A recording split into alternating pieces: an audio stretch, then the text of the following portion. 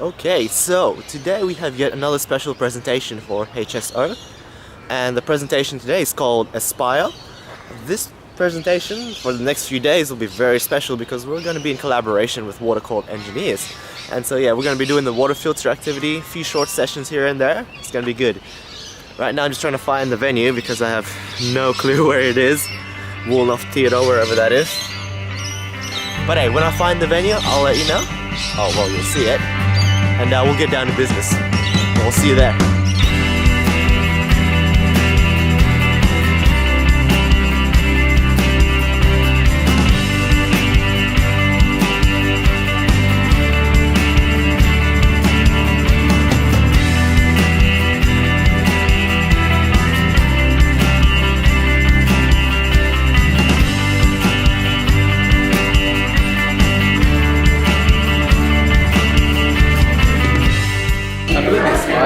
These different schools coming in from across Western Australia. And what they do is they just get an experience and a feel of what university life is going to be, and of course at UWA.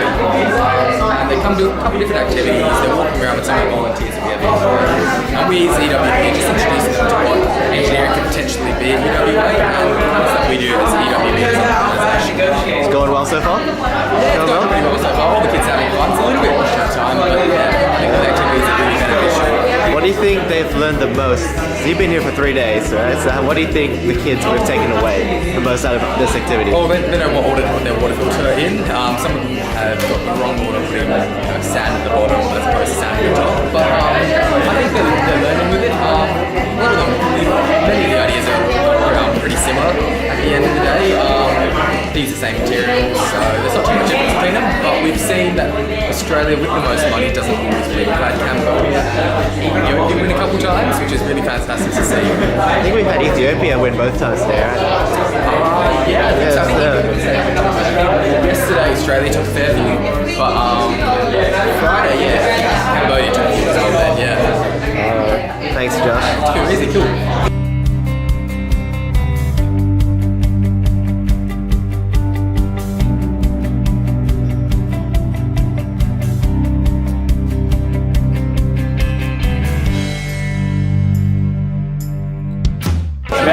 What about Aspire?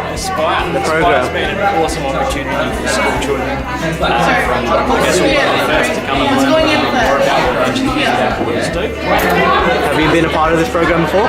Never. Never? So what do you think about it right now? I missed out. I think it's really cool. It's a really good opportunity for engineering students to engage with students that may want to be engineers, the next generation of engineers. It's a really cool opportunity that they get. I wish I got that when I was a school student. It's awesome.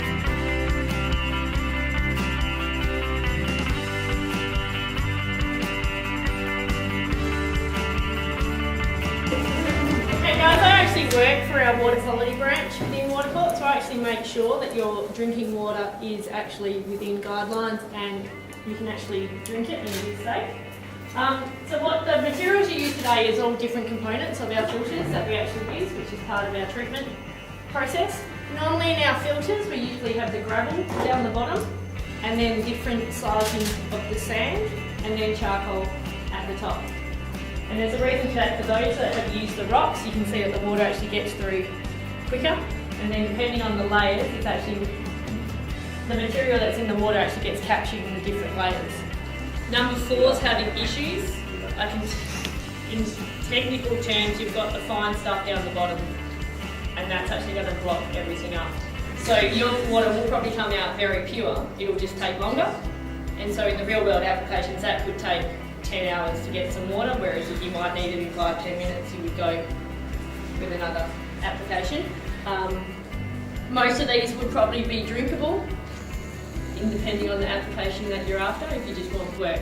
So what you've seen today is actually something that we do use in real world applications. Our filters are just bigger than what you have here.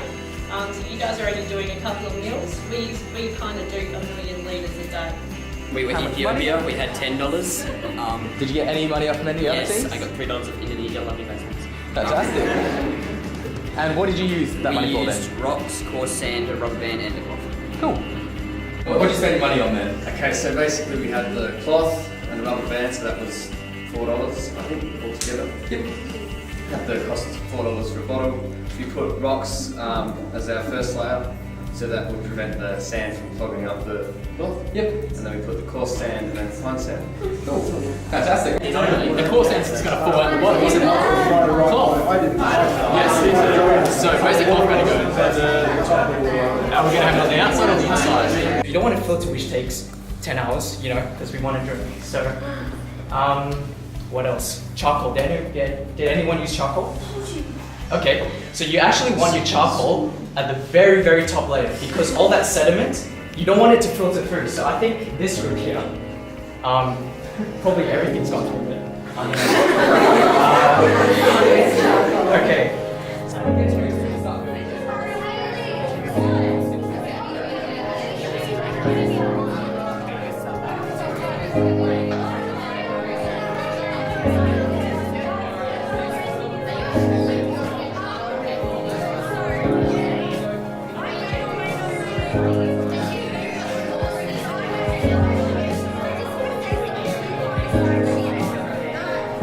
Thank you for participating in our activity.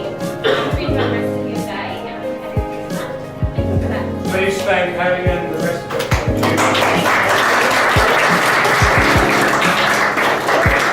Good job. Alright, so that's 4 out of 5 the Aspire presentations, all done and dusted.